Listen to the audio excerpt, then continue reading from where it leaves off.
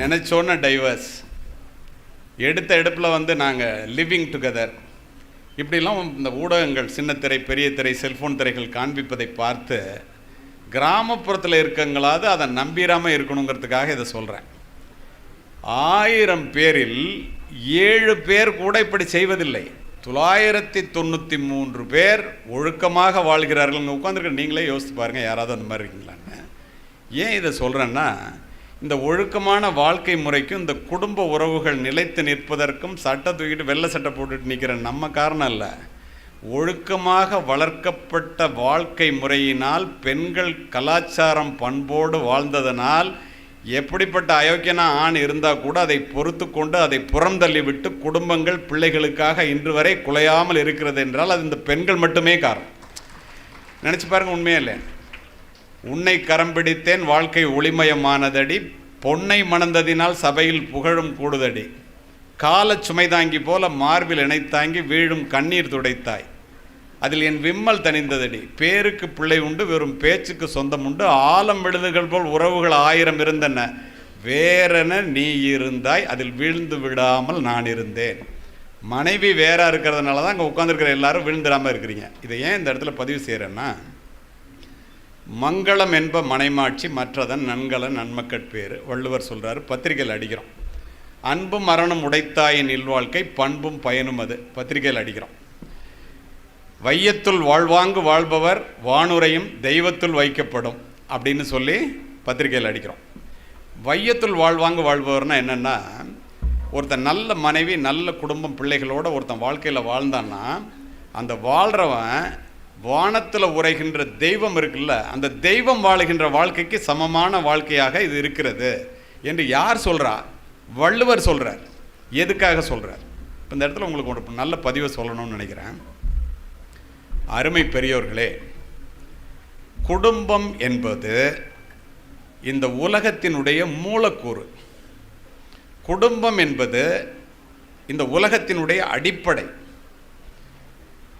ஒரு எந்த விதமான எதிர்பார்ப்பும் அற்ற நிபந்தனையற்ற அன்பு என்பது குடும்பத்தின் மூலமாக மட்டுமே கிடைக்கும். நீங்கள் யோசித்து பாருங்கள், கொரோனா வந்துருச்சு, எல்லோரும் சாக போகிறோண்டா பத்திரமா இருந்தா, எல்லோரும் குடும்பமாக வீட்டை பூட்டிகிட்டு இருந்தோம் ஒழிய வேறு யாராவது ஃப்ரெண்டு உயிரை கொடுக்குற நண்பன் நான் ஆஃபீஸ் தான் எனக்கு வாழ்க்கையே எவனாவது போய் அங்கே இருந்தோமா? நினச்சி பாருங்கள். பிரைம் மினிஸ்டர் வீட்டில் தான் இருந்தார், தனியாக தான் இருந்தார். எல்லாரும் அப்படி தான் இருந்தோம். மிகப்பெரிய மனிதர்கள் அத்தனை பேரும் குடும்பத்தோடு தான் இருந்தோம். இப்போது அந்த மாதிரி சூழ்நிலையில் குடும்பம் எவ்வளவு முக்கியம் என்பது கிராமப்புறத்தில் உள்ளவங்களுக்கு நான் சொல்லி தெரிய வேண்டியதில்லை. இந்த குடும்பம் ஜன்ம ஜன்மமாக வருகின்ற ஒரு பந்தம், தலைமுறை தலைமுறையாக வருகின்ற ஒரு பெரிய உறவு. அதனால தான் கணவன் மனைவி உறவை குடும்ப உறவை 1000 காலத்து பயிர் அப்படின்னு பதிவு செஞ்சாங்க. எப்படி ஒரு தூக்கணாங்குருவியினுடைய கூடு என்பது அந்த ஒற்றை குருவியினுடைய அறிவோ அனுபவமோ ஆற்றலோ அல்ல, மூதாதைய குருவிகளிடமிருந்து கற்றுக்கொண்டு எந்த மரத்திலே நார் உரிக்க வேண்டும், எந்த மரத்தின் உச்சியிலே கட்ட வேண்டும்.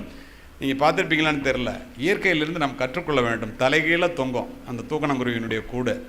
கூடி வாழ்வதற்கு ஒரு இடம், குஞ்சு பொறிப்பதற்கு ஒரு இடம் இருக்கும். சுனாமியே வந்தால் கூட ஒரு முட்டை கூட கீழே விழுவது. இது எப்படி கற்றுக்கிடுச்சது? இதை எதுக்கு இந்த இடத்துல சொல்ல தெரியுமா? நம்முடைய கணவன் மனைவி குடும்ப உறவு என்பது அப்படிப்பட்டது. எடுத்தோன்னு முறிச்சுக்கிறது இல்லை. எப்படி கம்யூனிஸ்ட் ஆட்சி, சோசலிச ஆட்சி, மன்னர் ஆட்சி, சர்வாதிகார ஆட்சி என்று எல்லாவற்றையும் பரீட்சித்து பார்த்த இந்த மக்கள் சுதந்திரமான மக்களால் மக்களுக்காக மக்களிடமிருந்து தேர்ந்தெடுக்கப்படுகின்ற மக்களாட்சி முறைதான் சிறந்தது என்று எல்லா நாடுகளும் மக்களாட்சி தத்துவத்தை நம்பி சுதந்திரம் வேண்டும் என்று ஓடுகின்றனவோ அதை நம்ம முன்னாடியே செஞ்சு வச்சுருக்கோம். அதை போல எல்லா விதமான வாழ்க்கை முறைகளையும் பரீட்சித்து பார்த்த இந்த ஆண் பெண் குடும்ப வாழ்க்கை தான் சிறந்தது என்று தேர்வு செய்தார்கள். ஏன் தெரியுமா? குடும்ப வாழ்க்கை என்பது முதியவர்களுக்கு பாதுகாப்பு, குழந்தைகளுக்கு பாதுகாப்பு, பெண்களுக்கு பாதுகாப்பு, ஏன் ஆண்களுக்கும் கூட பாதுகாப்பு. இந்த மாதிரி ஒரு பாதுகாப்பான சமூகத்தில் மட்டும்தான் சட்டம் ஒழுங்கு நிலைநாட்டப்படும். சமுதாய சீரழிவு இல்லாமல் நிபந்தனையற்ற பாசத்தோடு இந்த குடும்பம் தலை துவங்கி தொடர்ந்து வந்து கொண்டே இருக்கிறது. இதை நாம் உடைக்க வேண்டும் என்று நினைத்தால், இதை விட நல்லதொரு வாழ்க்கை முறையை கண்டுபிடித்து கொண்டு உடைத்தால் பரவாயில்ல. இப்போ லிவிங் டுகெதர்னு சொல்கிறீங்களே, உங்களுக்கு தெரியுமா, லிவிங் டுகெதரில் ஒருத்தனுக்கு ஒரு புள்ள பிறந்தா அதுக்கு பேர் இல்லெஜிட்டிமேட் சைல்டுன்னு பேர். கல்யாணம் பண்ணி ஒரு புள்ள பிறந்தா அது லெஜிட்டிமேட் சைல்டு. இதுக்கு எல்லா விதமான சொத்துரிமையும் உண்டு, அதுக்கு ஒன்றும் கிடையாது. 1000 காரணங்களை சொல்ல முடியும் என்னால். அப்படி இருக்கும்போது எவனோ சொல்கிறத கேட்டுக்கிட்டு சின்ன சின்ன காரணங்களுக்காக இந்த குடும்ப உறவுகளை உடைத்து கொண்டு ஒருவராக வெளியேறுவது குறைபட வேண்டும், குறைய வேண்டும் என்பதற்காக இதனை பதிவு செய்கின்றேன். ஆணாதிக்கம் இருக்கக்கூடாது என்பதில் மாற்று கருத்து இல்லாதவன். பெண்ணுரிமையை பற்றி நான் PhD முடித்தவன். நான் சொல்கிறேன் இந்த குடும்ப உறவுகள் அவசியம்னு. ஏன் அப்படி சொல்கிறேன்னா, நீங்கள் யோசித்து பாருங்கள், நிபந்தனையற்ற அன்புங்கிறது எங்கேருந்து கிடைக்கும்? நான் இது இன்னும் உங்களுக்கு புரிகிற மாதிரி சொல்கிறேன்.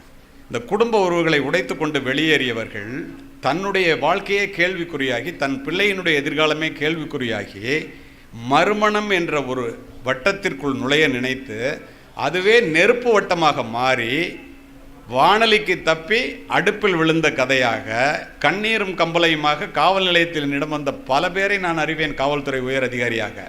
இதெல்லாம் ஏன் அமெரிக்காவில் பேசி முடிச்சுட்டு நான் இங்கே வர்றேன், பேசி முடிக்கும்போது நடந்ததையும் பேசி முடிச்சுட்டு வரும்போது நடந்ததையும் சொல்கிறேன். ஹூஸ்டன்கிற ஒரு நாட்டில் பேசினேன், அதில் ஆங்கிலேயர்களும் இருந்தாங்க. அப்போது ஒரு வெள்ளை அமெரிக்க தாய், தமிழில் சொல்கிறேன், அவங்க ஆங்கிலத்தில் கேட்டதை எழுந்து என்கிட்ட கேட்டாங்க. ரொம்ப ஆர்வமாக கவனமாக குண்டூசி விழுந்தால் கூட சத்தம் கேட்குற மாதிரி கேட்குறீங்க. நல்லதொரு கூட்டத்தை ஏற்பாடு செய்தவர்களுக்கு நன்றி. அதனால் இந்த இடத்துல அந்த அம்மா என்கிட்ட கேட்டாங்க, அமெரிக்காவுக்கு இந்தியாவிலேருந்து வர்ற எல்லாரும் ஒழுக்கமாகவும் உன்னதமானவர்களாகவும் கடுமையான உழைப்பவர்களாகவும் பெற்றோர்களை பேணி பாதுகாப்பவர்களாகவும் இப்படிலாம் இருக்காங்களே சார், எப்படி சார் இது சாத்தியம்? எங்கள் பிள்ளைங்க அந்த மாதிரி இல்லையே, என்ன காரணம் அப்படின்னு கேட்டாங்க. நான் சொன்னேன், அடுத்த நொடி சொன்னேன், உலகத்திலேயே தனக்காக சொத்து சேர்க்காத அப்பாவும் தனக்காக சமைக்காத அம்மாவும் இந்தியாவை தவிர எந்த நாட்டிலும் இல்லை. We are living for the next generation அப்படின்னு சொன்னேன். அப்படியா சார், எங்களால் அது முடியாது சார் அப்படின்ட்டு உட்காந்துருச்சு.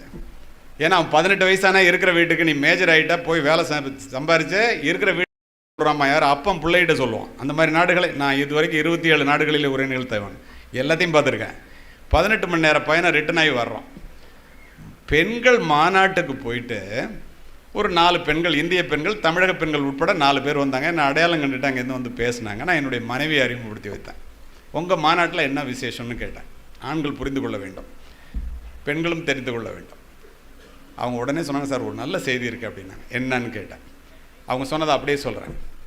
மேலை நாட்டு பெண்கள் மாநாட்டு தலைவியினுடைய நடை உடை பாவனைகளை, ஹைஹீல் செருப்பு, லிப்ஸ்டிக்கு, நுனிநாக்கு ஆங்கிலம் இதெல்லாம் பார்த்து நம்மவர்கள் வியந்து போய் பார்த்து கொண்டிருக்கும் போது மாநாட்டு தலைவி இந்திய பெண்கள் எங்கே இருக்கிறாங்கன்னு கேட்டுட்டு எங்கிட்ட வந்தாங்க. அவங்க ஆங்கிலத்தில் சொன்னதை நான் அவங்ககிட்ட தமிழில் சொல்கிறேன் சார்னு அவங்க என்கிட்ட சொல்கிறாங்க, உங்களிடம் நாங்கள் தோற்று போய்விட்டோம். எப்படி எங்கள்கிட்ட நீங்கள் தோற்று போனீங்கன்னு நான் கேட்டேன். உலகமே போற்றுகின்ற ஒருவனுக்கு ஒருத்தி என்ற உடன்பாட்டை நாங்கள் உடைத்து விட்டோம், நீங்கள் உடைக்கவில்லை. நிபந்தனையற்ற அன்பு இன்றி மனநலம் நோயாளிகளாக மாறி மருத்துவர்களிடம் செல்லுகின்ற அமெரிக்கர்களினுடைய எண்ணிக்கை அதிகமாகிவிட்டது. உங்களுக்கு எனது பாராட்டுகள்னு சொன்னாங்க சார். யோசித்து பாருங்கள், எத்துணை உண்மை. கண்ணதாசன் தான் இங்கேயும் கூப்பிடணும். பொய்யான சில பேருக்கு புது நாகரீகம், புரியாத பல பேருக்கு இது நாகரீகம், முறையாக வாழ்வோர்க்கு எது நாகரீகம், முன்னோர்கள் சொன்னார்கள் அது நாகரீகம். முன்னோர்கள் என்ன சொன்னாங்க? ஒருவனுக்கு ஒருத்தின்னு சொன்னாங்க. இதுதான் வாழ்க்கை. அப்போது குடும்பங்கிறதுல இருந்துங்க, பிரச்சனை இல்லாத குடும்பம் உலகத்தில் கிடையாது. பிரச்சனை இருக்கும். ஆனால் குடும்பத்தில் பிரச்சனை வரும்போது கடைசி வார்த்தை என்னுடையதாக இருக்க வேண்டும் என்று மனைவியும், கடைசி வார்த்தை தன்னுடையதாக இருக்க வேண்டும் என்று கணவனும் நினைத்தால், வார்த்தைகளால் வாழ்க்கை இழந்தவர்கள் வானத்து நட்சத்திரங்களைப் போல என்று அது முடிவே இல்லாமல் போய்விடும். அப்போ என்ன செய்யணும்? கணவன் மனைவியிடம் தோற்க வேண்டும், மனைவி கணவனிடம் தோற்க வேண்டும். அப்போதுதான் குடும்பம் ஜெயிக்கும். நம்முடைய எண்ணம் குடும்பம் ஜெயிக்க வேண்டும் என்பது தானே ஒழிய நம்மில் யார் ஜெயிப்பார்கள் என்பது அல்ல. அந்த காலத்திலையும் பிரச்சனை இருந்துச்சு. இலக்கியத்தில் எல்லாம் பெரியவங்களா இருக்கிறீங்க, அருமையான பதிவு ஒன்றை சொல்கிறேன், நீங்களே புரிஞ்சுக்கணும். கணவன் மனைவிக்குள்ளே சண்டை, விவசாய குடும்பம். கணவன் சாப்பிடாமல் கோவத்தோடு வயலுக்கு போயிடுறான். இலக்கிய பதிவு நான் சொல்லுவது சற்று கூட விரசமில்லாத பதிவு. அதனால் இந்த காவல்துறை அதிகாரியான நான் பெரியவர்கள் இருக்கின்ற இடத்திலே குடும்ப நன்மை கருதி பதிவு செய்கின்றேன். அங்கேருந்து படிங்க, அங்கேருந்து வர்றான். எப்படியாவது இந்த பொண்டாட்டிகிட்ட திரும்ப சண்டை போட்டு நம்ம தான் நியாயம்னு சொல்லி உணர்த்தணும்னு வர்றான். இவன் ஒரு முடிவோடு இருக்கான். குழந்தை அழுவுது, தொட்டியில் போட்டு ஆடிட்டு இருக்கான். வந்தவொடனே கேட்குறான், ஏண்டி குழந்தை அழுவுதுங்கிறான். தெரியலங்கிறான். நீ அடிச்சியா அப்படிங்கிறான். வம்பளுக்கணும்ல. உடனே அவள் சொல்கிறா, ஐயோ உன் பிள்ளைய நான் அடிக்கலை, நீ வேணால் கண்ணத்தை பாரு, என்னுடைய விரலெல்லாம் பதிஞ்சிருக்கான்ட்டு. அதை எப்படி தெரியுமா சொல்கிறா? யாரும் அடிக்கவில்லை, ஐவிரலும் பதியவில்லை, தானே அழுகின்றான், தம்பி துணை வேண்டும் என்று. சண்டையே முடிஞ்சு போச்சு. கணவன் மனைவிக்குள்ளே சண்டை வந்தால் மன்னிப்பு கேட்கணுங்கிற அவசியம்லாம் இல்லை. சாப்பிட வாங்கன்னு மனைவி கூப்பிட்டா நீ சாப்பிட்டியாம்மான்னு கணவன் கேட்டால் சண்டை முடிஞ்சு போச்சு. இது இல்லாமல் each has got what the other has not, each complete the other and completed by the அதர்பாங்க. ஒருவருக்கு இல்லாதது ஒருவரிடம் இருக்கின்ற காரணத்தினால் இயற்கையாக இரண்டு பேரும் இணையும் போது அது முடிவு பெறுகிறது, நிறைவு பெறுகிறது என்பதுதான் வாழ்க்கையினுடைய தத்துவமே. இதை நாமும் புரிந்து கொள்ள வேண்டும், நம்முடைய பிள்ளைகளுக்கும் சொல்ல வேண்டும். வள்ளுவர் என்ன சொல்கிறார்? உடம்போடு உயிரிடை என்ன மற்றென்ன மடந்தையோடு எம்மிடை நட்பு. உடம்புக்கும் உயிருக்கும் உள்ள நட்பு என்னவோ அது தாண்டா கணவன் மனைவி உறவுங்கிறார். குறுந்தொகையில் ஒரு அற்புதமான பாட்டு தமிழறிந்த வாதியார்கள் ஆசிரியர்களை நான் பார்க்கின்றேன். யாயும் ஞாயும் யாராகியரோ எந்தையும் நுந்தையும் எம்முறை கேளிர் யானும் நீயும் எவ்வளி அரிதும் செம்புல பெயர் நீர் போல அன்புடை நெஞ்சம் தாம் கலந்தனவே. இது பாடல். பொருள் என்ன தெரியுமா? செம்மண் நிலத்தில் மழை பெஞ்சிச்சுன்னா சிகப்பு கலரு தண்ணியும் சேர்ந்து சிகப்பாக ஓட அதை திரும்ப பிரிக்க முடியாதுல்ல. கணவன் மனைவின்னு நீ தேர்வு பண்ணி திருமணத்தின் மூலம் இணைந்து விட்டால் அந்த பிரிக்க முடியாத மண்ணும் தண்ணியும் மாறிட உன்னோட வாழ்க்கைன்னு சொன்னவன் தமிழன் 2000 வருஷத்துக்கு முன்னாடி. அடிதாங்கும் அளவு இன்றி அனலன்ன வெம்மையால் கடியவே கணங்குழாய் ஆங்கோர் காட்டுள் துடியடி கயந்தலை குலுங்கிய சின்னீரை பிடி ஊட்டி பின் உண்ணும் களிறு. இது கலித்தொகை பாட்டு. இதில் அர்த்தத்தை மட்டும் சொல்கிறேன், ஆச்சரியப்படுவீங்க. களிறுனாக்க ஆண் யானை, பிடின்னா பெண் யானை. 2 யானை கணவன் மனைவி, ஆண் யானையும் பெண் யானையும் தண்ணி இல்லாமல் கோடை காலத்தில் ஓடுது. உயிரே போயிடும் போல் இருக்குது. காணல் நீரை தண்ணியை நினச்சி ஓடி ஓடி சாக போகிற சூழ்நிலைக்கு வந்துடுச்சு. ஒரு குட்டையில் தண்ணி கொஞ்சம் இருக்குது, ரெண்டும் போகுது. ரெண்டும் துதிக்க வைக்குது. எது சாப்பிடுதோ அது அதான் உயிரோடு இருக்கும், இன்னொன்று செத்துரும். தண்ணி குறையவே இல்லை, 2 துதிக்க வச்சுருக்கேன். ஒருவர் மீது ஒருவர் வைத்திருக்கின்ற அன்பை ஆண் யானையும் பெண் யானையும் பார்த்துவிட்டு அது 2 கண்ணில் தண்ணீர் வருது. அதற்கு அப்புறம் கூட பிடி ஊட்டி பெண் யானைக்கு ஊட்டி விட்டுத்தான் மீதம் இருந்ததை களிறு உண்டது. 2000 வருஷத்துக்கு முன்னாடி சொல்லியிருக்கான். ஒரு மனைவியை கணவன் எப்படி பார்த்துக்கணும் நினச்சிப்பார். எத்தனை பேர் நாம் மனைவியை இப்படி பார்த்து கொள்கிறோம், பார்த்து கொள்ள வேண்டும் என்பதற்காக இந்த பதிவு. மாதா மரிக்கின் மகன் நாவின் நற்சுவை போம், தாதா எனில் கல்வி தான் அகலும், ஓதி உடன் வந்தோர் மரிக்கின் தோல் வழிபோம், மனையாளந்தோ இவை யாவும் போன்று. என்ன அர்த்தம்? அம்மா செத்து போனால் வாய்க்கு ருசியாக சாப்பாடு கிடைக்காதான், அப்பா செத்து போனால் படிப்பை தொடர முடியாதான், கூட பிறந்தவன் செத்து போனால் வலிமை போயிடுமா, மனைவி செத்து போனால் இது எல்லாமே போயிடுமா. அவன் என்ன சொல்கிறான் அடுத்தது? நீரின் அருமை கதிரில் தெரியும், நிலத்தின் அருமை பயிரில் தெரியும், பணத்தின் அருமை வறுமையில் தெரியும், படிப்பின் அருமை அறிவில் தெரியும், தந்தையின் அருமை பண்பில் தெரியும், தாயின் அருமை அன்பில் தெரியும், மகனின் அருமை நேசத்தில் புரியும், மகளின் அருமை பாசத்தில் புரியும், மனைவியின் அருமை இவை அனைத்திலும் தெரியும். ஆனால் அவள் இறப்பிற்கு பின்பே இந்த ஆண்களுக்கு புரியும்னா நினச்சி பாருங்க. இருக்கும்போதே மனைவியை கொண்டாட வேண்டும் என்பதற்காக நம்முடைய மூத்தவர்கள் என்னவெல்லாம் சொல்லி சென்றிருக்கிறார்கள் என்று. இப்படிப்பட்ட குடும்பங்கள் இருந்தால் வீடு நன்றாக இருக்கும், நாடு நன்றாக இருக்கும், பிள்ளைகள் நன்றாக இருப்பார்கள். நான் பேச ஆரம்பித்து 50 நிமிஷம் இருக்கு, இன்னும் 10 நிமிஷம் இருக்குது. எனக்கு கொடுக்கப்பட்ட நேரம் 1 மணி நேரம். இப்போது நல்ல குடும்பம் வேணும்னு சொல்லிட்டு பேசிட்டேன். அறிவுள்ள பிள்ளைகள்னு சொன்னேனே, அது என்ன? பிள்ளைங்க அறிவாக இருக்கணும் அப்படின்னு எல்லாரும் ஆசைப்படுறோம். ஆனால் எல்லா பிள்ளைகளும் அறிவாக இருக்கா? ஏன் இல்லை? ஆங்கிலத்தில் சொல்லுவாங்க, being a positive role model is the fastest and most powerful way to teach children because children do not hear your words as deeply as they feel your actions. தமிழில் சொல்லணும்னா, இந்த பிள்ளைங்கள்லாம் நீங்கள் சொல்கிறத கேட்காதான், ஆனால் நீங்கள் செய்கிறத செய்யுமா. நம்ம என்ன நினச்சிக்குவோம், நம்ம எப்படி வேணாலும் இருக்கலாம், ஆனால் நம்ம 200 மார்க் வாங்கணும், நான் புத்தகத்தையே தொட மாட்டேன், ஆனால் நீ படிக்கணும், நான் ஒழுக்கமாக இருக்கணும் இல்லையா, நீ ஒழுக்கமாக இருக்கணும். இப்படி சொல்லி சொல்லி வளர்த்து நம்ம கற்பனையில் என்ன நினச்சிக்கிறோம், நம்ம எப்படி இருந்தாலும் நம்ம சொல்கிறத பிள்ளைங்க கேட்கணும். 35 ஆண்டுகள் காவல்துறை உயரதிகாரியாக பணிபுரிந்த நான் இன்று நாடறிந்த பேச்சாளனாக இருக்கிறவன் உங்களுடைய நலன் கருதி இந்த புத்தக திருவிழாவை ஒன்றை பதிவு செய்கிறேன். நீங்கள் பேசுகிறத சொல்கிறத பிள்ளைங்க செய்யாது, செய்கிறத தான் செய்யணும். ஒரே ஒரு நொடியில் உங்கள்கிட்ட நிரூபிக்க என்னால் முடியுங்கிற. எப்படி தெரியுமா? All parents please rice up your right hand. எல்லா பெற்றோர்களும் உங்களுடைய வலது கையை தூக்குங்க. எல்லோரும் தூக்கிட்டீங்க, வெரி குட். அப்படியே வச்சுருங்க ஒரு நிமிஷம். இது எதுக்காக தூக்க சொல்லியிருக்கேன்னா, நீங்கள் சொல்கிறத கேட்காது, செய்கிறது தான் செய்யணும். Please touch your forehead, நெத்தியை தொடுங்க, ஆள்காட்டி வரலால. Please touch your nose tip, please touch your cheek, அப்படியே கையை வைங்க. யார் எடுக்கக்கூடாது. ப்ளீஸ் டச் யுவர் சீக்குன்னு கன்னத்தை தொட சொன்னேன். நான் தொட்டது முகவாயை தொட்டேன். நீங்கள் அத்துணை பேரும் நான் செய்ததைத்தான் செய்தீர்களை ஒழிய சொன்னதை ஒருத்த கூட செய். அப்படியே குமிஞ்சிட்டா போல செய்தல் தான் பிள்ளைகளினுடைய மூல குணம். குழந்தை பிறக்கும் போதிலிருந்துங்க, நீங்கள் சிரிச்சிங்கன்னா அது சிரிக்கும், நீங்கள் அழுதிங்கன்னா நீங்கள் அழுவும், நீங்கள் குடிச்சிங்கன்னா அவன் குடிப்பான், நீங்கள் கெட்ட வார்த்தை பேசுனீங்கன்னா அவன் கெட்ட வார்த்தை பேசுவான், நீங்கள் பொய் பேசுனீங்கன்னா அவன் பொய் பேசுவான். இதில் எக்ஸப்ஷன்ஸ் இருக்கலாம், அது வேறு. இதிலேருந்து என்ன தெரியுது, நம்ம எப்படி இருக்கிறோமோ அப்படி தான் பிள்ளை இருக்கோம். அது மட்டுமல்ல நண்பர்களே, மிகப்பெரிய உளவியலாளர் மேடம் ஜெனி கோல் என்பவர் பதிவு செய்கிறார். புள்ள பிறக்கும்போது என்ன நினச்சிக்கிட்டு பிறக்குது அப்படிங்கிறத அப்பா அம்மாவுக்கு சொல்கிற மாதிரி அதை அப்படியே பதிவு செய்கிறார். புள்ள பிறக்கும்போது சொல்லுதான், என்னுடைய வருகையை இந்த பூமி பந்து உற்று நோக்கி கொண்டிருக்கிறது, என்னுடைய வருகையை இந்த உலகமே எதிர்பார்த்து கொண்டிருக்கிறது. ஏன் தெரியுமா? நாளை நான் எப்படி இருப்பேனோ அப்படித்தான் இந்த உலகமும் இருக்கும். என்னுடைய வாழ்க்கையை இந்த உலகத்திற்கு ஒரு கொடையாக வளர்த்திடுங்கள். அம்மா அப்பாட்ட சொல்லுதான், ஒரு சுமையாக வளர்த்து விடாதீர்கள்.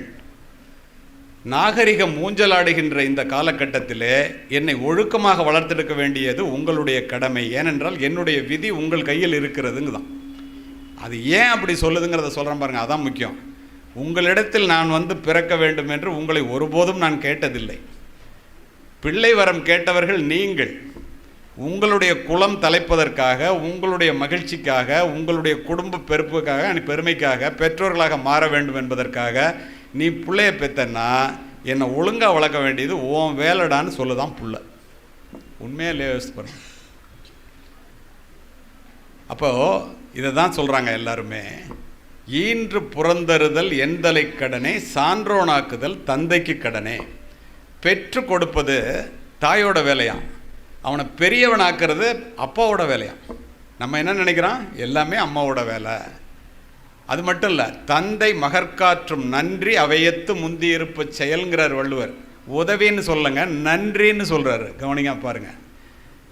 நான் அப்படி பண்ணேன், என் பிள்ளைய வளர்க்குறதுக்கு இப்படி தியாகம் பண்ணேங்கிறியா, அதெல்லாம் தியாகம் இல்லடா, பெற்றது நீனு, அவனை ஒழுங்காக வளர்க்குறது நீ, அவனுக்கு செய்கிற நன்றி, பெற்றோர்கள் என்ற பெருமையை உனக்கு கொடுத்தது நன்றி. அதே பிள்ளைக்கு சொல்கிறார் பாருங்க, பிள்ளை பெற்றோர்களுக்கு ஆற்றுகின்ற உதவி இவன் தந்தை என்னோற்றான் கொள் எனும் சொல்லுன்னு முடிச்சிட்டார். இப்போ இதுலேருந்து என்ன தெரியுது, புறப்படும் போது எல்லா காற்றும் பூங்காற்றே, அது புயலாக மாறுவதும் தென்றலாக வீசுவதும் சூழ்நிலையை பொறுத்ததே. அந்த சூழ்நிலையை உருவாக்கி கொடுப்பவர்கள் பெற்றோர்களாகிய நீங்கள் தான். ஒரு சாதாரண நரேந்திரனை விவேகானந்தராக மாற்றியது என்னுடைய தாய் என்று சொல்லுகிறார் விவேகானந்தர். எழுதுகிறார், எந்த குழந்தையும் நல்ல குழந்தை தான் மண்ணில் பிறக்கையிலே, அது நல்லவராதவும் தீயவராவதும் அன்னை வளர்ப்பினில்லைன்னு சொல்லிட்டு போயிட்டான். அம்மாவையும் விட்டு வைக்கல. அப்போது ஒரு சாதாரண மோகன்தாஸை மகாத்மாவாக மாற்றியது என்னுடைய தாய் என்று மகாத்மா எழுதுகிறார் சத்தியசோதனை புத்தகத்திலே. ஒரு சாதாரண சிவாஜியை சத்ரபதி சிவாஜியாக, வீர சிவாஜியாக மாற்றியது என்னுடைய தாய் என்று சிவாஜி பதிவு செய்கிறேன். ஏன் அவ்வளோ தூரம்? இதை எரிகிறதே பிரபஞ்சத்தினுடைய பிரம்மாண்ட தேவையான மின்சார பல்பை கண்டுபிடித்த தாமஸ் ஆல்வா எடிசன் 4ஆம் வகுப்பு படிக்கும்போது ஆசிரியை ஒரு கடிதத்தை கொடுத்து, இதை உங்கள் அம்மாட்ட மட்டும் கொண்டு போய் கொடு. படிச்சுட்டு அம்மா கதறி கதறி அழுகுறாங்க. ஏம்மா அழுகுற அப்படின்னு கேட்குறான். ஒன்றும் அறியாத சின்ன சிறுவன். ஒரு நொடி நிதானித்து அந்த தாய் சொல்கிறாள், நீ தான் உலகத்திலே புத்திசாலி பிள்ளையாம்பா, இந்த ஸ்கூலில் கொஞ்சம்தான் புத்தகம் இருக்கான், உன்னை நூலகத்துக்கு அழைச்சிட்டு போய் புத்தக திருவிழாவுக்கு வந்துடுறீங்கல்ல, உன்னை நூலகத்துக்கு அழைச்சிட்டு போய் நிறைய புத்தகம் இருக்கிற இடத்துல படித்தா நீ பெரிய அறிவாளி ஆகிடுவான், வாத்தியார் கூட உனக்கு இங்கே சொல்லி தர்றதுக்கு அறிவு இல்லையா? அப்படியாம்மா அவ்வளோ புத்திசாலியா நான்ட்டு அன்னைக்கு போக ஆரம்பித்தவன் 27 வருஷம் நூலகத்துக்கு தினம் போகிறான். நூலகர் லேட் ஆகிடுச்சின்னு சொன்னால் என்னை உள்ளே வச்சு பூட்டிட்டு போயா காலையில் திறந்துக்கன்னு படித்தான். ஆயிரக்கணக்கான கண்டுபிடிப்புகளை கண்டுபிடித்தான். அம்மா செத்து போகிறாங்க. கிராமஃபோனில் ஆரம்பித்து பல்பு வரைக்கும் கண்டுபிடிச்சி உலகத்தை ஒளிமயமாக்கியவன் தாமஸ் ஆல்வா எடிசன், உங்களுக்கு தெரியும். அம்மா இறந்து போனோன்னா அம்மா ஞாபகமாக இருக்கேன்னு வீட்டை மாத்திரம். புத்தகத்திலேருந்து ஒரு கடிதம் கீழே விழுது. எடுத்து படித்த தாமஸ் ஆல்வா எடிசன் கதறி கதறி அழுகிறான். அது அவங்க டீச்சர் கொடுத்த லெட்டர். அதில் என்ன எழுதியிருக்குன்னா, உங்கள் பிள்ளை மூளை வளர்ச்சி இல்லாத பிள்ளை, இந்த பள்ளிக்கூடத்தில் படிக்க முடியாது, அவனை அழைத்து கொண்டு போய் விடுங்கள். ஆனால் அம்மா சொன்னது, உலகத்தில் நீ புத்திசாலிடா, நீ நூலகத்துக்கு போய் படித்தா அறிவாளியா. தாய் சொன்னதை அப்படியே ஒத்துக்கொண்ட அந்த மனதிலே பதித்து கொண்ட அந்த சிறுவன் அப்படியே செய்து காட்டினான். தான் டைரி எடுத்து என்ன எழுதுன்னு தெரியுமா? உலகத்திலேயே முட்டாளாக பிறந்த என்னை உலகத்திலேயே மாபெரும் அறிவாளியாக மாற்றியது படிக்காத என்னுடைய ஏழை தாயே என்று எழுதினான். நினச்சி பாரு, ஒரு அம்மா நினச்சா ஒரு பிள்ளையை எப்படி உண்டாக்க முடியும்? குடும்பம் தான் பிள்ளைகளினுடைய முதல் வகுப்பறை. பெற்றோர்கள் தான் பிள்ளைகளினுடைய முதல் ஆசிரியர்கள். Parents R the first teachers and teachers are the second parents. பெற்றோர்கள் மரத்தினுடைய வேர்களை போன்றவர்கள், பிள்ளைகள் அதிலே பூத்து குலுங்குகின்ற பூக்களை போன்றவர்கள். வேர்களின் பலத்தை பொறுத்தே பூக்களின் வசீகரம் அமையும். வேர்கள் பட்டு போனால் பூக்கள் கொட்டிப்போம். Spending time with children is more important then spending money on them. என்ன அர்த்தம்? பெற்றோர்கள் பிள்ளைகளுக்கு கொடுக்கக்கூடிய மிகப்பெரிய சொத்து அந்த பெற்றோர்கள் பிள்ளைகளிடம் செலவு செய்கின்ற நேரம். பால் தெரிந்து போவது பாத்திரத்திற்கு தெரியாது என்பதை போல பிள்ளைகள் கெட்டு போய்விட்டார்கள் என்பதை கடைசியாக தெரிந்து கொள்பவர்கள் பெற்றோர்களாகத்தான் இருக்கின்றீர்கள். காரணம், நீங்கள் அவர்களோடு நேரம் செலவு செய்வதில்லை. பிள்ளைகளுக்கு அதிகமாக சொத்து சேர்த்து வைத்து விட்டு போகின்ற பெற்றோர்களை விட பிள்ளைகளுக்கு சிக்கனமாக வாழ கற்றுக் கொடுத்து விட்டு போகின்ற பெற்றோர்கள் மேன்மையானவர்கள் என்பதை காவல்துறை அதிகாரியாக பலமுறை பார்த்துவிட்டேன். வெற்றி பெறுவதில் மட்டும்தான் மகிழ்ச்சி என்று சொல்லாமல், மகிழ்ச்சியாக இருப்பது தான் வெற்றி என்று பிள்ளைகளுக்கு சொல்லித்தாருங்கள். பெற்றுக்கொள்வதில் மட்டும்தான் மகிழ்ச்சி என்று சொல்லாமல், விட்டுக் கொடுப்பதில் மகிழ்ச்சி இருக்கிறது என்று பிள்ளைகளுக்கு சொல்லித்தாருங்கள். விட்டுக் கொடுப்பவர்கள் கெட்டு போனதில்லை, கெட்டு போனவர்கள் விட்டுக் கொடுத்ததில்லை. பிள்ளைகளுக்கு முன்னால் கவலைப்படாதீர்கள். கவலைப்படுவதனால் ஒரு மனிதன் ஒரு முளத்தை நீட்டவோ குறைக்கவோ முடியாது என்று வேதம் சொல்லுகிறது. வாழ்க்கை என்றால் 1000 இருக்கும், வாசல்கள் தோறும் வேதனை இருக்கும், வந்த துன்பம் எதுவென்றாலும் வாடி நின்றால் ஓடுவதில்லை, எதையும் தாங்கும் இதயம் இருந்தால் இறுதி வரைக்கும் அமைதி நிலைக்கும். பிள்ளைகளுக்கு சொல்லித்தாருங்கள். எந்த பிள்ளையா தற்கொலை பண்ணிக்குதா பாருங்க. யார் சொல்றது? நீங்கள் தானே சொல்லணும். மார்க் குறைச்சுவாங்கன்னா என்ன?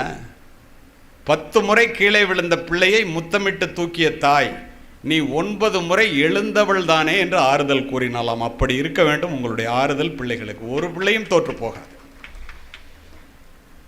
ஒழுக்கத்தை சொல்லி 2 நிமிடத்திலே முடிக்கின்றேன். ஒழுக்கத்தை உருவாக்கி வளர்ப்பது தான் கல்வியினுடைய தலையாய குறிக்கோள், இந்த புத்தக வாசிப்பினுடைய தலையாய குறிக்கோள். ஒழுக்கத்தை தராத கல்வியும் விளைச்சலை தராத வயலும் வீணானது.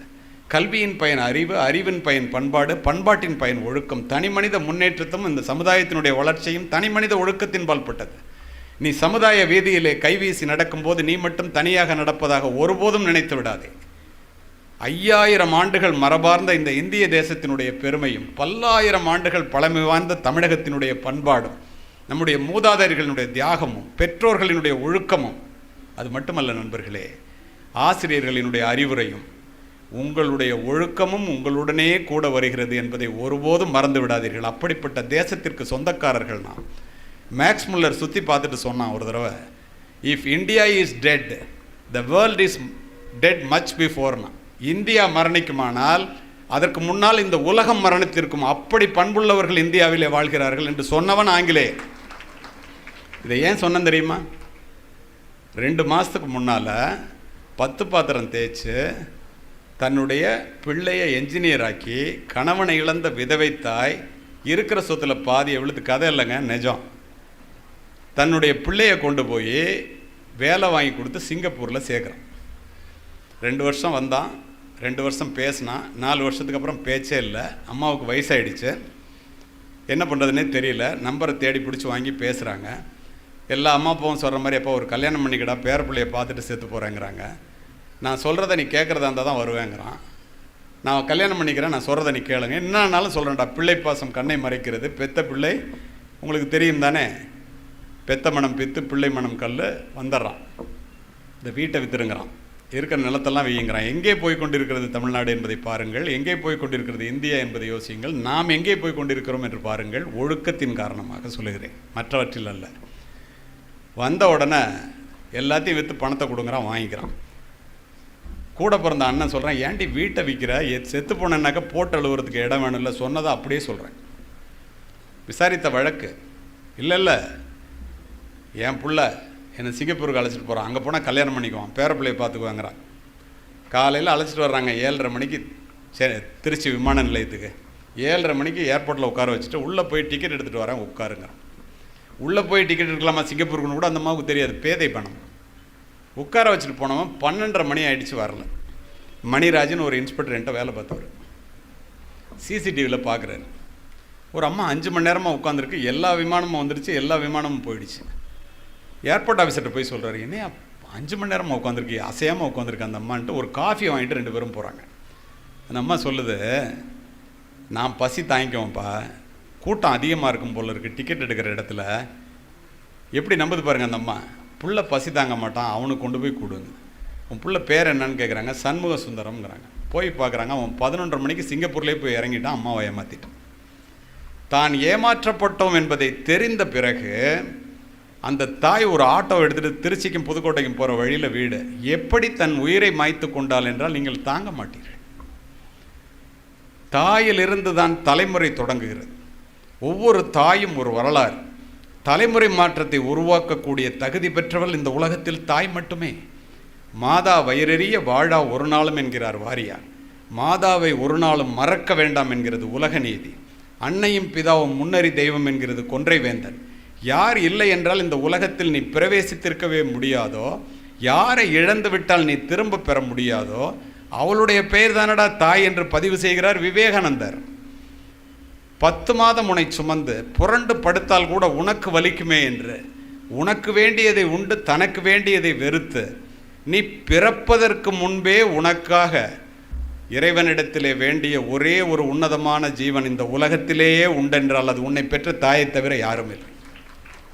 யோசித்து பாருங்கள், எவ்வளோ நெகிழ்ச்சியாக கேட்டுடுறீங்கன்னு பார்க்கும்போதே எனக்கு தெரியுது. என்னுடைய நல்ல குணங்கள் எல்லாவற்றுக்கும் காரணம் என்னை பெற்றெடுத்த தாயே என்று பதிவு செய்கிறான் ஆபிரகாம் லிங்கன். என்னுடைய தாயினுடைய காலடியிலே தான் சொர்க்கம் இருக்கிறது என்கிறார் நபிகள் நாயகம். உண்டாக்கி பால் ஊட்டி வளர்த்த தாயை உமையவள் என்று உணர்கிற உணர்ச்சி கட்டீர் என்கிறான் பாரதி. தாயை போற்றி வீழ்ந்தவனும் இல்லை, தாயை தூற்றி வாழ்ந்தவனும் இல்லை. கண்ணை விளக்காக்கி கையை தொட்டிலாக்கி இரத்தத்தை பாலாக்கி வளர்ப்பவள் அல்லவா தாய். ஓலை குடிசையிலே ஒழுகும் மழை நீரை குழந்தை மேல் படாமல் காப்பதற்காக ஒவ்வொரு தாயும் தன்னுடைய உடலை கூடாரமாக்குகிறாள். நாம் நனைந்திருப்போம் மழை நீரால் அல்ல, தாயினுடைய கண்ணீரால். நீங்கள் யோசித்து பாருங்களேன், வீட்டிலே சோறு சுவையாக இருந்தால் நீங்கள்லாம் சாப்பிடுவீங்க, அப்பாலாம். சோறு நன்றாக இருந்தால் பிள்ளைங்கள்லாம் சாப்பிடுவீங்க. சோறு மிச்சம் இருந்தால் மட்டுமே உன்னை பெற்ற அம்மா சாப்பிடுவாள். வெளியில் போய்விட்டு வீட்டிற்கு வருகின்ற பிள்ளை மழையில் நனைந்து வந்தால் கொடை எடுத்துகிட்டு போயிடக்கூடாதா அப்பா, ஓரமாக ஒதுங்கி இருந்துட்டு வரக்கூடாதா அண்ணன். பெற்ற தாய் தன் பிள்ளையினுடைய நனைந்த தலையை முந்தானையால் துவட்டி, இந்த பாழாய்ப்போன மழை என் பிள்ளை வெளியிலே போகும்போதா பேச வேண்டும் என்று மழையே திட்டுவார். அப்படிப்பட்ட நாடு இது. ஆனால் எங்கே போய் கொண்டிருக்கின்றோம்? பூமிக்கு அடியிலே இருக்கின்ற நீரானது கிணற்றின் மூலம் முகம் காட்டுவதைப் போல, பசுவினுடைய உடலில் இருக்கின்ற பாலானது மடிக்காம்பின் மூலம் சுரப்பதைப் போல, இறைவன் ஒவ்வொரு வீட்டிலும் இருக்க முடியாது என்ற காரணத்தினால் தாயை படைத்தான். இதை புரிந்து கொள்ள வேண்டியது நாம், சொல்ல வேண்டியது பிள்ளைகளுக்கு நாம். பெற்றோர் உறவு கூட பாதிக்கப்பட்டு போய் கொண்டிருக்கிறதை நான் பார்க்கின்றேன். அம்மாவை மதிக்காமல் அப்பாவை மதிக்காத பிள்ளைகள் என்ன பிள்ளைகள்? அச்சம் உள்ளடக்கி அறிவகத்து இல்லா கொச்சை மாந்தரை பெறுதலின் அக்கூடி எச்சமற்று ஏமாந்து இருத்தல் நலம்னா. அம்மா அப்பாவை மதிக்காத, ஒழுக்கம் இல்லாத, பொய் பேசுகிற, திருடுற தப்பான பிள்ளைய ஒரு அம்மா அப்பா பெற்று எடுக்கிறத விட அந்த அம்மா அப்பா பிள்ளையே இல்லாமல் இருக்கிறது நல்லதுரா நாட்டுக்கும் வீட்டுக்குன்னு 2000 வருஷத்துக்கு முன்னாடி சொன்னவன் தமிழன். செய்ய வேண்டியது நாம் தானே. கோடிக்கணக்கான யூதர்களை கொன்று குவித்த ஹிட்லர் கூட 2ஆம் உலகப் போருக்கு பின் தன்னைத்தானே துப்பாக்கியால் சுட்டு கொண்டு இறக்க வேண்டும் என்று நினைத்த போது தன் தாயினுடைய புகைப்படத்தை வைத்து மார்பிலே அணைத்தபடி துப்பாக்கியால் சுட்டுக்கொண்டு நாற்காலியிலே சரிந்து கிடந்தான் என்கிறது வரலாறு சொல்லும் உண்மை. ஏன் அவ்வளவு தூரம் இதை சொல்லி முடிக்கின்றேன்? இதை கேட்பவர்கள் யாரும் தாயை புறந்தள்ள மாட்டீர்கள், தாயை கொண்டு போய் முதியோர் இல்லத்திலே சேர்க்க மாட்டீர்கள். தாய்க்கு வேண்டிய மரியாதையை நீங்கள் கொடுப்பீர்கள், உங்களுக்கு வேண்டிய மரியாதையை உங்கள் பிள்ளைகள் கொடுப்பார்கள். இந்த தமிழ் மண்ணிலே, தஞ்சை மாவட்டத்திலே, பூம்புகார் நகரத்திலே பட்டினத்தார் சோழ பேரரசனுக்கே கடன் கொடுக்கும் அளவிற்கு பணக்காரர், காதருந்த ஊசியும் வாராதுகான் கடைவழிக்கே என்ற ஒற்றை வரி தந்த ஞானத்தால் தன்னுடைய சொத்துக்கள் அத்துணையின் முதலே எறிந்துவிட்டு துறவு கோலம் போனுகிறார். கதை இல்லைங்க, நிஜம். எவ்வளோ அமைதியாக கேட்குறீங்க. மனைவி மறிக்கின்றால் கவலைப்படவில்லை, மக்கள் மறிக்கின்றார்கள் கவலைப்படவில்லை, பெற்ற தாய் வந்து நிற்கின்றாள். நடந்த கதை, நிஜ சம்பவம், அப்படியே பதிவு இருக்கிறது.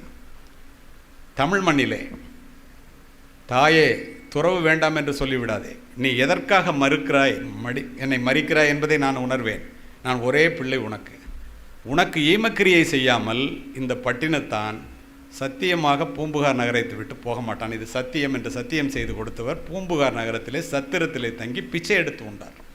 தன் தாயினுடைய இறப்பு செய்தியை கேட்டவுடன் பதறியடித்து சுடுகாட்டிற்கு ஓடி வந்த பட்டினத்தார் பச்சை வாழை மட்டையிலே தாயினுடைய உடலை வைத்து உருகி உருகி 10 பாடல்களை பாடினார். நான் ஒரு 4 மட்டும் உங்களுக்கு சொல்கிறேன், நேரம் கருதி. தமிழ் நல்லா புரிஞ்சுக்கிறீங்க. இந்த கள்ளக்குறிச்சி, இந்த விழுப்புரத்தை பார்த்து நான் வியந்தது என்னென்னா, தமிழினுடைய சிறப்பு இந்த ழகரத்தை ஒழுங்காக உபயோகிப்பவர்கள் இந்த கள்ளக்குறிச்சி விழுப்புரத்திலே தொடர்ந்து இருப்பதை நான் காவல்துறை அதிகாரியாக விழுப்புரத்தில் இருக்கும்போதே பார்த்து வியந்தவன். அதனால தான் பாட்டை சொல்லிட்டு பொருள் சொல்ல வேண்டாம்னு நினைக்கிறேன். 2 திங்களாய் அங்கமெல்லாம் நொந்து பெற்று பைகளென்ற போதே பரிந்தெடுத்து செய்ய 2 கைப்புறத்திலேந்தி கனகமுளை தந்தாளை எப்பிறப்பில் காண்பேனினி பெற்று வளர்த்து பாலூட்டி சீராட்டி வளர்த்த தாயே, செத்து போயிட்டிய உன்ன மாதிரி அம்மாவை நான் இந்த உலகத்தில் இனிமேல் எப்போ பார்க்க போகிறேன். முந்தி தவம் கிடந்து 300 நாளளவும் அந்தி பகலாய் சிவனை ஆதரித்து தொந்தி சரிய சுமந்து என்னை பெற்ற தாயார் தனக்கோ எரிய தளல் மூட்டுவேன். அம்மா மேலே எப்போ நான் நெருப்பு வைப்பேன். வட்டிலிலும் தொட்டிலிலும் மார்மேலும் தோல்மேலும் கட்டிலிலும் வைத்தென்னை காதலித்து முட்டச்சிறகலிட்டு காப்பாற்றும் தாய்க்கோ விறகலிட்டு தீ மூட்டுவேன். விறகுல கூட நெருப்பு வைக்க முடியாதுரா என்னலங்கிறார். யார் சொல்கிறா? துறவி. அது மட்டும் இல்லை, அரிசியோ நான் இடுவேன் ஆத்தாள் தனக்கு வரிசையிட்டு பார்த்து மகிழாமல். அம்மா பிள்ளைய கொஞ்சுறாங்களா? நம்ம எல்லாரையும் அப்படி தானே கொஞ்சுனாங்க. ருசியுள்ள தேனே அமிர்தமே செல்வ திரவிய பூமானே என்று அழைத்த தாய்க்கு அள்ளி இடுவது அரிசியோ கொள்ளிதனை வைப்பேனோ கூசாமல். முன்னை இட்டத்தி முப்புறத்திலே பின்னை இட்டத்தி தென்னிலங்கையில் அன்னை இட்டத்தி அடிவயிற்றிலே என்று ஒரு துறவி கதறினார். இன்று நடப்பது என்ன தெரியுமா? அப்பா அம்மா 2 பேரும் பிள்ளையை அமெரிக்காவுக்கு அனுப்புகிறாங்க. ஒரே நிமிடத்திலே முடிப்பேன். நீங்கள் எவ்வளோ நேரம் வேணாலும் பேசுகிற சூழ்நிலையில் கேட்குற நிலையில் இருக்கீங்க. அடுத்து ஒருவர் பேச வேண்டும், அதனால் சொல்லுகிறேன். அமெரிக்காவில் போய் இருக்கான். படிக்க வச்ச அப்பா படுக்கையில் படுத்துட்டாரு. ஃபோன் பண்ணுறது கூட இல்லை. புள்ள மேலே கவலை. வாடா அப்படின்னு அம்மா கூப்பிட்றாங்க, வரல. அங்கே போய் ஒரு கல்யாணத்தை பண்ணிக்கிட்டான். பொண்டாட்டி சொல்கிறத கேட்குறான். படிக்க வச்சு வளர்த்த ஆளாக்கி அம்மா அப்பாவை மறந்துட்டான். பாடம் படிப்பதற்கு பண உதவி செய்த சித்தப்பா பேசுகிறார். செத்துப்போ போடுறாரா, கொல்லி வைக்கிறதுக்காவது வருவியோ வரமாட்டியான்னு. இப்போ என்னால் வர முடியாதுங்கிறான். ஏன்னா மனைவி சொல்கிறா, இப்போ நீ போக முடியாது, பிள்ளைங்களுக்கெல்லாம் பரிச்சை நேரம், லீவு போட்டால் ப்ரமோஷன் போயிடுங்கிறான். வரல, செத்து போயிடுறாரு. ஊரே சேர்ந்து திட்டுது. 1 வாரம் வைங்க, நான் வந்து கொல்லி வைக்கிறேங்களாம். செத்ததுக்கப்புறமும் நிம்மதியாக விடலை. நிஜ சம்பவத்தை சொல்லிகிட்டு இருக்கேங்க. 4 நாள் கழித்து வர்றான், கொல்லி வைக்கிறான். பெரிய வீடு. அம்மா கோவத்தில் அவன்கிட்ட பேசலை. வந்த உடனே சொல்கிறான், ரொம்ப இந்த இவ்வளோ பெரிய வீட்டில் நீ இருக்க வேண்டாமான்னு. அந்த பேதை மனம் சொல்லுகிறது, பரவாயில்ல அப்பா இறந்து போயிட்டான், போட்டுவிட்டாங்க, அதுதான் கோவத்தில் ஏதோ வராமல் இருந்துட்டான் போல இருக்குது, பொண்டாட்டி பேச்சை கேட்டுட்டு இப்போ நம்ம இந்த வீட்டில் இருக்க வேண்டாங்கிறான், நம்மளை அமெரிக்கா அழைச்சிட்டு போவான், அமெரிக்காவை பார்க்கலாம், பேர பிள்ளைங்களெல்லாம் பார்க்கலாம் அப்படின்னு அந்த பேதை மனம் எண்ணுகிறது. அவன் சொல்கிறான், 2 கோடி ரூபாய்க்கு விற்றுட்டோமா, அதனால் இந்த வீட்டில் நீ இருக்க முடியாது, உன்னை முதியோர் இல்லத்துக்கு அழைச்சிட்டு வந்து விட்றேன்னு கதற காரிலே அழைத்து கொண்டு 50,000 ரூபா பணத்தை கொடுத்து, நிறைய பேர் கண்ணை துடைக்கிறீங்க நான் பார்க்குறேன், முதியோர் இல்லத்தில் விட்டுட்டு கண்ணாடியை கூட இறக்காமல் போகிறான். 18 மணி நேர விமான பயணம். போய் அங்கே இறங்குறான். பொண்டாட்டிக்கு என்ன வேணுமோ பிள்ளைங்களுக்கு என்ன வேணுமோ வாங்கிட்டு போகிறான். காலையில் சாப்பிடும்போது ஸ்வீட் வைங்கிறான். அப்போ தான் ஞானோதயம் பிறந்த மாதிரி. தமிழ்நாட்டு பொண்ணு அங்கே இருந்தவளை தான் கல்யாணம் பண்ணிக்கிறான். இல்லை துக்க வீட்டில் ஸ்வீட் சாப்பிடக்கூடாதுங்கிற. கருமாதியெல்லாம் முடிச்சுட்டு வந்துட்டா நீ ஏன் துக்க வீடுங்கிற? இல்லை, துக்கம் நடந்து இன்னும் 24 மணி நேரம் கூட ஆகலை. நீ விமானத்தில் வரும்போதே உங்கள் அம்மா முதியோர் இல்லத்தில் இறந்துட்டாங்க. அப்படியே சரிஞ்சு உட்கார்றான். கண்கெட்ட பின் சூரிய நமஸ்காரம். பட்டினத்தார் என்ன செய்தார்? இன்றைய பிள்ளைகள் என்ன செய்கிறார்கள்? முதுமையில் நிறைவான வாழ வேண்டும் என்றால் 40 வயது 50 வயதிலிருந்து 60 வயதுக்கு மேலே நமக்கு தேவையான பொருளை சேர்த்து வைத்த கற்றுக்கொள்ளுங்கள். பெரியவர்கள் அத்துணை பேரும் அறம் சார்ந்த வாழ்க்கையாக இருக்கும்போது இருந்த நிலை பொருள் சார்ந்த வாழ்க்கையாக மாறிப்போன பிறகு இல்லை. இதை புரிந்து கொள்ள வேண்டியது உங்களுடைய கடமை. இந்த மக்கள் அத்தனை பேரையும் சாதனையாளர்களாக மாற்றணுன்னு தேடி சோறு நிதந்தின்று பல சின்ன சிறு கதைகள் பேசி மனம் வாடி துன்பமிக உழன்று பிறர் வாட பல செயல்கள் செய்து நரை கூடி கிடப்பருவம் மீதி கொடும் கூற்றுக்கு இறையென பின் மாயும் பல வேடிக்கை மனிதரைப் போல் வீழ்வேன் என்று நினைத்த அம்பர் பாரதி. பிறந்தோம் வளர்ந்தோம் சாப்பிட்டோம் கல்யாணம் பண்ணிட்டோம் செத்து போய்ட்டோன்னு இல்லாமல் ஏதேனும் சாதிக்க வேண்டும் என்றால் புத்தக திருவிழாவிற்கு வந்து புத்தகங்கள் வாங்கினால் மட்டும் பத்தாது. வாங்கப்பட்ட புத்தகங்கள் வாசிக்கப்பட வேண்டும்.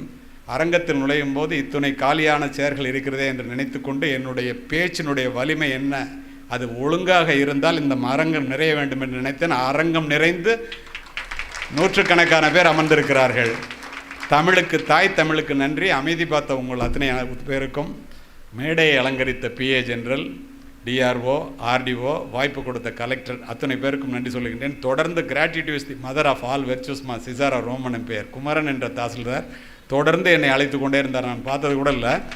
அவருக்கும் என்னுடன் வந்து இதுவரை வந்த பாஸ்கர் என்ற டெப்டி தாசில்தார் அவர்களுக்கும் நன்றி கூறி விடைபெறுகின்றேன். நன்றி, வணக்கம்.